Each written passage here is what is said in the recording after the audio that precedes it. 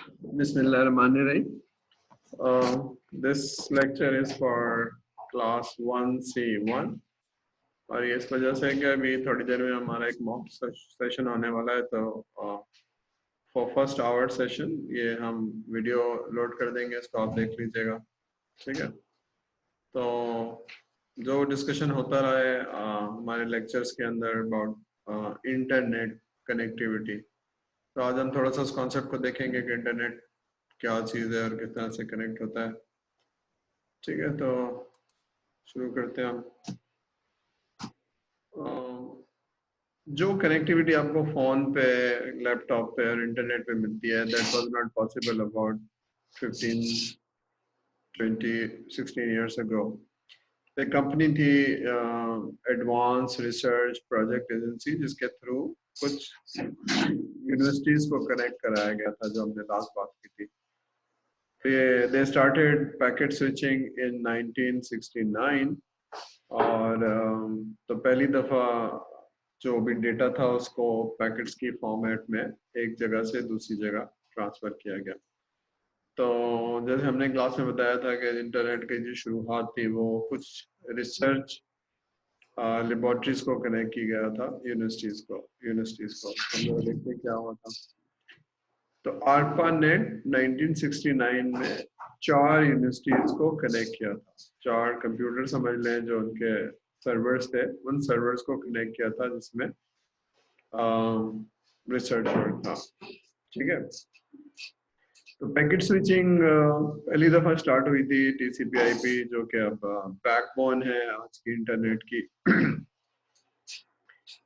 तो that was the first point जिसमें 1969 में ये किया था। लेकिन देखिए 74 में 62 कंप्यूटर समझ लें या 62 यूनिवर्सिटी समझ लें, डिफरेंट कंप्यूटर्स को कनेक्ट किया था। तो 5 साल में ये बैरियर तो स्लो थी, क्योंकि चीज़ें जनरेट हो रही थी सारी चीज़ें। तो उसके बाद फिर तकरीबन 9 साल के अंदर फिर ये काफ़ी एडवांसमेंट हुई, चीज़ें टेक्नोलॉजी हो गई। तो 87 में हमने तकरीबन, ये हमने नहीं बल्कि अमेरिका के लोगों ने 28,000 कंप्यूटर्स को, फिर यहाँ से शुरू हो गया इंटरनेट, पूरी दुनिया कनेक्टिविटी।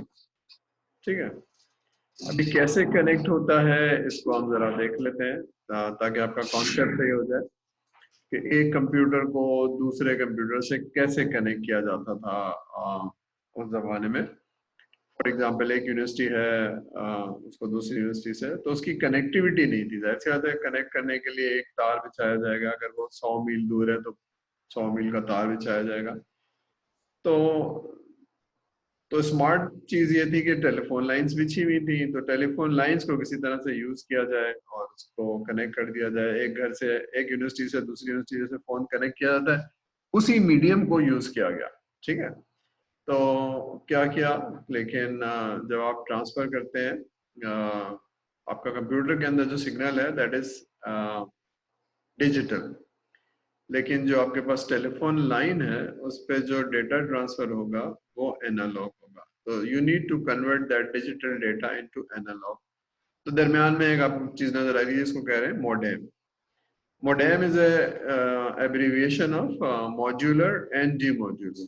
तो मॉड्यूल करता है पहले एनालॉग को, जो अगर आप ये देखें, ये वाला सिग्नल जो जा रहा है ये एनालॉग है, और इस सॉरी ये डिजिटल है। कंप्यूटर से जो जा रहा है वो डिजिटल है, इसने कन्वर्ट किया एनालॉग को। अब ये टेलीफोन लाइन पे ट्रांसफर हो सकता है और आप उस नंबर को कॉल कर सकते हैं जो यूनिवर्सिटी का है, और वहां पहुंचने के बाद फिर ये कनेक्ट हो गया। उसके बाद फिर वहां पर भी एक मोडेम लगा होगा जो डीमॉड्यूलेट करेगा। ठीक है, तो एक कंप्यूटर टेलीफोन लाइन के थ्रू कनेक्ट हो गया, लेकिन टेलीफोन लाइन पे डेटा कैसे जा रहा है, वो एनालॉग जा रहा है। तो उसके लिए दरमियान में एक मशीन लगा दी, मोडेम लगा दिया, जो ट्रांसलेट कर रहा है या कन्वर्ट कर रहा है डिजिटल से एनालॉग। लेकिन जब वहां पहुंचेगा तो फिर वहां पर एनालॉग नहीं समझ में आएगा कंप्यूटर को, तो analog has to be converted into digital, और फिर वो डेटा जो यहाँ से आपने भेजा था through computer, sorry telephone line, वो वहां पहुंच गया। ठीक है, तो इस तरह से there are 3 things. Access device ये है एक कंप्यूटर, वहां पे भी कंप्यूटर होना चाहिए। मींस ऑफ कनेक्शन, ये मींस ऑफ कनेक्शन। ठीक है, तो इस तरह से आप कनेक्ट हो जाते हैं। ठीक है, टेलीफोन लाइन, वायरलेस। अब जरा देखते हैं इस कॉन्सेप्ट को कि कैसे होता है। थोड़ा सा देखते थे, जब कनेक्टिविटी हो रही है तो डेटा ट्रांसफर हो रहा है। डेटा ट्रांसफर की यूनिट जो है वो बैंडविड्थ है, यानी कितना data. Bandwidth is an expression how much data, text, video, voice, and so on can be sent through the, ये टर्मिनोलॉजी आपने सुनी होगी, ठीक है। और डेटा ट्रांसफर करने के दो तरीके हैं। एक तरीका ये है कि जो भी चैनल है या जो भी वायर बिछा हुआ है उसमें वन सिग्नल जाएगा और उसके अलावा कोई बात नहीं कर सकता, कोई और सिग्नल नहीं सेंड कर सकता। इसको कहते हैं बेस बैंड। और लेकिन ऐसा चैनल हो जिसमें बहुत सारे लोग डेटा ट्रांसमिट कर सकें या बहुत सारे सिग्नल्स आप भेज सकें या बहुत सारे पैकेट्स आप भेज सकें साइमल्टेनियसली अलग अलग फ्रीक्वेंसीज पे, तो ये ब्रॉडबैंड कहलाएगा। ठीक है, पहले इसको वाइड बैंड कहते थे, या यूं समझ लीजिए सिंगल का जो रिवर्स है वो बहुत सारा है तो वाइड कह दिया, लेकिन अब उसको ब्रॉड कहा जाता है, ब्रॉडबैंड। ठीक है, थोड़ा सा देख लीजिए बेस बैंड क्या होता है, ब्रॉड बैंड क्या होता है। बेस बैंड जो है वो एक्चुअली डिजिटल सिग्नल ले जाता है। अगर आप समझें, अगर आप में एक कंप्यूटर रखा हुआ है और कोई 4-5 मीटर या थोड़ी सी दूर एक और, या प्रिंटर रखा हुआ है मेरे पास, तो प्रिंटर को मैं कनेक्ट कर रहा हूँ अपने कंप्यूटर से, तो वो डिजिटल सिग्नल जा रहे हैं ना कंप्यूटर से। लेकिन अगर एक कंप्यूटर है मेरा यहाँ पर और एक कंप्यूटर कहीं और है तो तार बिछाने होंगे, लेकिन अगर बहुत ज्यादा डिस्टेंस है तो तार बिछाना मुश्किल है, तो will probably use telephone line या कोई और भी लाइन, जैसे आजकल फाइबर ऑप्टिक्स यूज की जाती है, बिछाई जाती है, तो probably that does not carry digital. तो अगर लाइट या फाइबर ऑप्टिक्स में जैसे कि लाइट जा रही है, रोशनी में सिग्नल, लाइट के सिग्नल जाते हैं ना, तो वो they are not digitize, they are analog. ठीक है, लेकिन इसके अंदर बहुत दूर तक जा सकता है वो। ठीक है ना, और और इसमें मल्टीप्लेक्सिंग इज पॉसिबल, यानी एक से ज्यादा सिग्नल आप भेज सकते हैं। ठीक है, तो आजकल जो यूज होता है वो एक कंप्यूटर से दूसरे कंप्यूटर तक जाने में ब्रॉडबैंड यूज होती है, बट दे आर एनालॉग, तो उसको कन्वर्ट करना भी जरूरी है। ठीक है, क्योंकि आप बहुत सारा डेटा एक कंट्री से दूसरी कंट्री भेज सकते हैं, एक जगह से दूसरी जगह भेज सकते हैं। ये उसकी यूनिट है डेटा ट्रांसमिशन स्पीड की। ठीक है, बिट्स पर सेकेंड। जब आपने पढ़ा होगा कंप्यूटर के अंदर जो भी डेटा है वो बिट्स के अंदर है, बिट्स के अंदर है बाइनरी डिजिट, पढ़ा होगा ना आपने, जिस तरह अभी बताया था कि जो कंप्यूटर के अंदर डिजिटल का मतलब क्या है, 0 और 1, तो 0-1 का मतलब है बाइनरी डिजिट, तो बाइनरी डिजिट को हम बिट्स कहते हैं। तो कितना डेटा ट्रांसफर हो रहा है पर सेकेंड, तो अगर ये स्लो है तो आपकी ट्रांसमिशन स्लो होगी, अगर ज्यादा हो गया, बिट्स 1000 हो गई तो उसको किलोबिट कह दिया। ठीक है, लेकिन जब आप देखते हैं अपने मोबाइल फोन से व्हाट्सएप पे बात कर रहे हैं, तो अमेरिका से बात कर रहे हैं या कहीं और मुल्क, किसी और मुल्क से बात कर रहे हैं, तो बहुत जल्दी रिस्पॉन्स आ जाता है। तो जल्दी आने का मतलब है वो मेगा बिट्स पर सेकेंड होगा या गीगा बिट्स पर सेकेंड होगा। तो जो ट्रांसमिशन आपको मिल रही है आजकल वो गीगा बिट्स पर सेकेंड है। ठीक है, तो that kind of transmission is possible now after 10-15 years. पहले पॉसिबल नहीं थी। पहले हमारे जमाने में इंटरनेट को लगाते थे तो फिर हम कहते आ रहा है, अभी एक पेज डाउनलोड हो रहा है, जिस तरह आप अखबार पढ़ते हैं ना, तो अखबार का पेज आ रहा है, वो डाउनलोड हो रहा है, तो कुछ टाइम लगता था, फिर उसके बाद थोड़ा जल्दी हो गया। अब तो आप जाते हैं और ठक से वो आ जाता है, because of the speed, gigabytes पर सेकंड। ठीक है,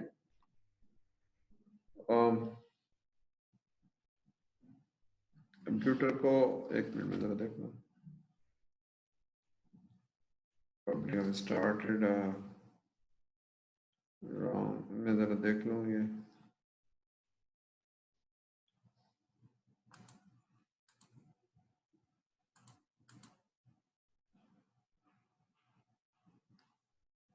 ठीक है, चलिए, मैंने शायद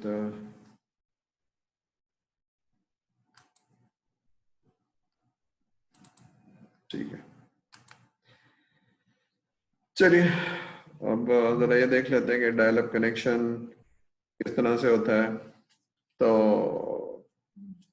देर आर इंटरनेट कनेक्ट करने के तरीके, ये बहुत पुराना तरीका है, शायद आपके ज़माने में नहीं होता, लेकिन पहले क्या होता था कि आप टेलीफोन लाइन, मोडेम होता था, एक टेलीफोन लाइन कनेक्ट करते थे और आप डायल करते थे उसको, आईएसपी का नंबर, ठीक है ना, जो इंटरनेट सर्विस प्रोवाइडर था। तो क्योंकि आपका computer does not speak analog signals, लेकिन जो टेलीफोन लाइन है वो आपको आईएसपी पे कनेक्ट करता था, तो आपको मोडेम की जरूरत होती थी। तो पहले तरह इंटरनेट का जो कनेक्शन था वो डायल अप कनेक्शन कहलाता था, यानी आप फोन डायल करते थे आईएसपी को, और ये था कि आपको जब तक टेलीफोन बिजी रहता था वो चार्ज होता था आपको, ठीक है ना। तो इंटरनेट का चार्ज अलग है और टेलीफोन का लाइन तो मैंडेटरी हो गया, ठीक है, और कोई तरीका ही नहीं था। तो आप बहुत लंबी लंबी कॉल्स नहीं कर सकते थे, या बहुत अरसे तक इंटरनेट पे नहीं रह सकते थे, जैसे अभी होता है ना हर वक्त ऑनलाइन है आप, ऐसे नहीं होता था, ठीक है ना, बिकॉज ऑफ द चार्जेस। दूसरा तरीका फिर उसके बाद आया कि जी इंटीग्रेटेड सर्विस डिजिटल नेटवर्क। तो इसमें फिर एक सर्किट होता था और कॉपर वायर होता था। चलिए मैं इसको, I am not going into that detail, मैं इसको स्किप कर देता हूँ, मैं आगे चला जाता हूँ, I will go into the something जो should make sense to you, ठीक है। अब जरा देख लेते हैं कि सैटेलाइट और केबल के थ्रू कैसे होता है। तो होता क्या है कि आईएसपी आपसे या तो टेलीफोन के थ्रू कनेक्ट होगा या फिर केबल के थ्रू कनेक्ट होगा या फिर इंटरनेट के सॉरी सैटेलाइट के थ्रू कनेक्ट होगा। तो सैटेलाइट क्या करता है, तो आप देख रहे हैं कि जो भी आईएसपी है उसने एक अप लिंक कर दिया। अप लिंक का मतलब है वो अपना जो कनेक्शन है उसको ट्रांसमिट कर दिया। अभी ट्रांसमिट आप तक कैसे पहुंचेगा, आप एक सैटेलाइट है जो सिग्नल को नीचे भेज रही है, रिसीव कर रही है और नीचे भेज रही है, ठीक है ना। तो उसके बाद फिर आप एक और, जिस तरह से आप लगाते हैं एक डिश लगा लिया, कोई चीज लगा रही, रिसीवर उसका आपकी फ्रीक्वेंसी उसी फ्रीक्वेंसी पे सेट है, तो ये आपकी तो सैटेलाइट इंटरकनेक्शन। और ठीक है, तो इस तरह से आप ट्रांसमिट कर देंगे। अब होता क्या है कि कुछ सिग्नल ऐसे हैं जो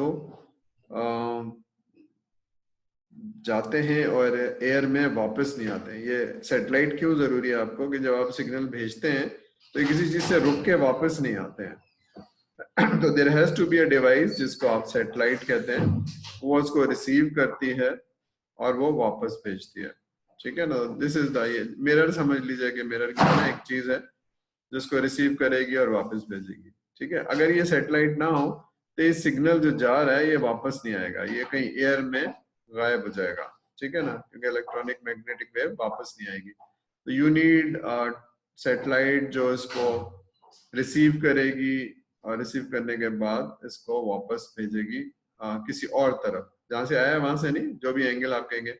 और जैसे जैसे ये मूव कर रहे हैं तो जाहिर सी बात है ये सिग्नल उसकी रेंज से बाहर निकलेगा। फॉर एग्जांपल ये अगर अमेरिका के ऊपर है और ये सैटेलाइट, क्योंकि दुनिया घूम रही है ना, आपकी दुनिया घूम रही है तो अपनी जगह सैटेलाइट खड़ा हुआ है, तो इसलिए ऑल दी टाइम कनेक्टिविटी के लिए एक सैटेलाइट काफी नहीं होती है, ठीक है। अप्रोक्सीमेटली 3 सैटेलाइट्स होती हैं कि आप सुबह के, दोपहर के, दिन के किसी भी वक्त हैं, तो वन ऑफ दो सैटेलाइट इज कनेक्टेड ऑलवेज, ठीक है ना, क्योंकि आपकी दुनिया घूम रही है। और तो वो ठीक है, तो 1/3 एरिया एक ने कनेक्ट कर लिया, 1/3 एरिया एक ने कनेक्ट कर लिया, 1/3 एरिया एक और सैटेलाइट ने कनेक्ट कर लिया।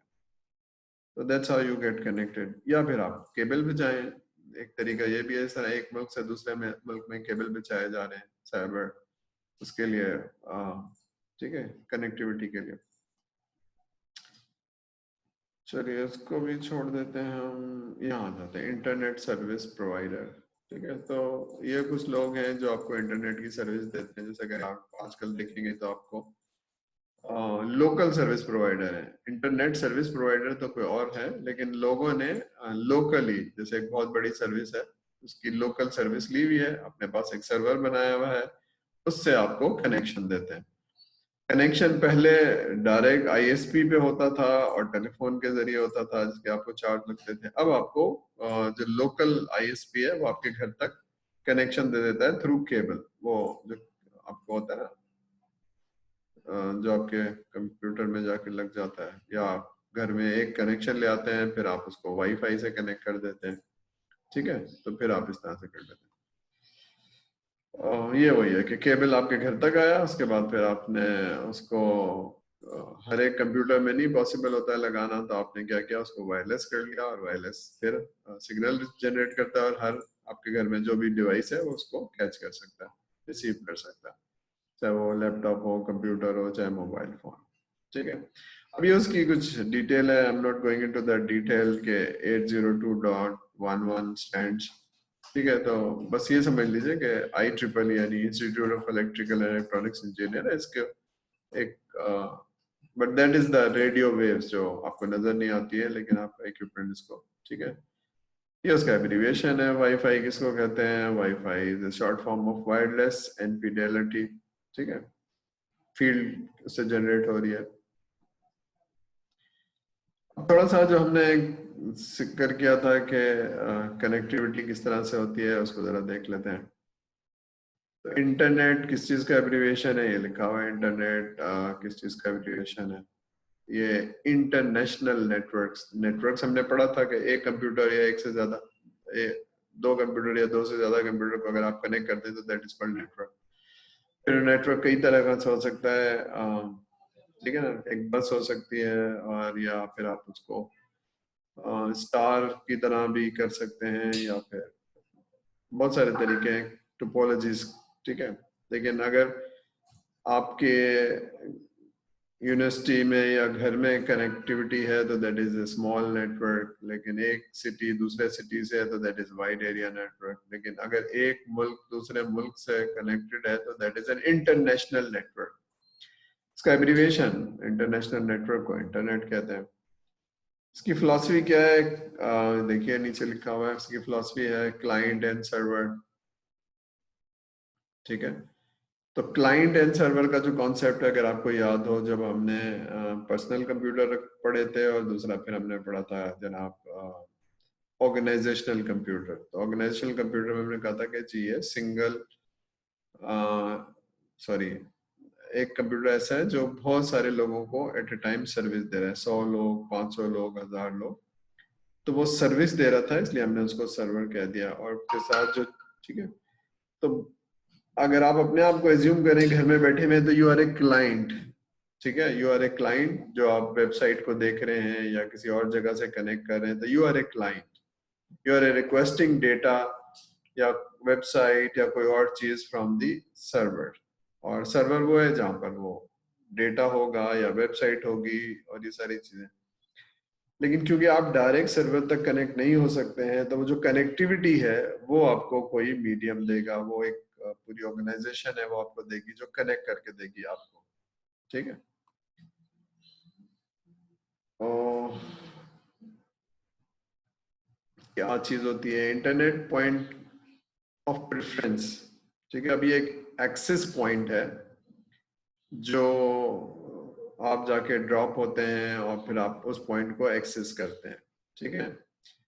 तो ये क्या है? This is an artificial demarcation के, या यूँ समझ लीजिए कि आप कम्युनिकेट करते हैं तो आप किसी जगह पे जाके ड्रॉप होते हैं, ठीक है।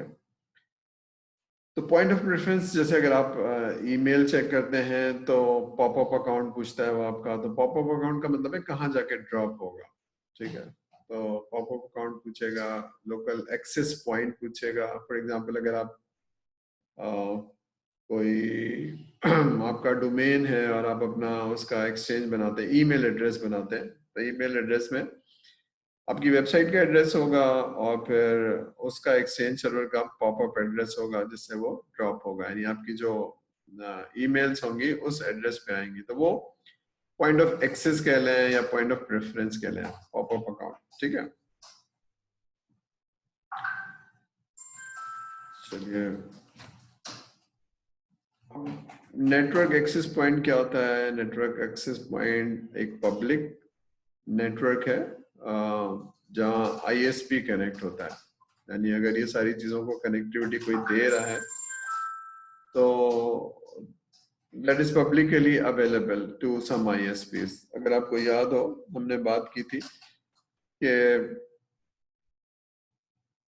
कि अगर आप पाकिस्तान से किसी जगह से एक्सेस कर रहे हैं तो आप डायरेक्ट नहीं पहुंचते हैं, आप कुछ ISPs को जिनको अलाउ होगा नेटवर्क एक्सेस करना पब्लिकली, और हमने ये भी बात की थी कि network there are two types of internet, एक तो पब्लिक एक्सेस में है जो आपको अवेलेबल है, और एक है जो आपको नहीं अवेलेबल है, जो एजेंसीज अपने कनेक्टिविटी बनाई हुई है और उसको इस्तेमाल करती हैं।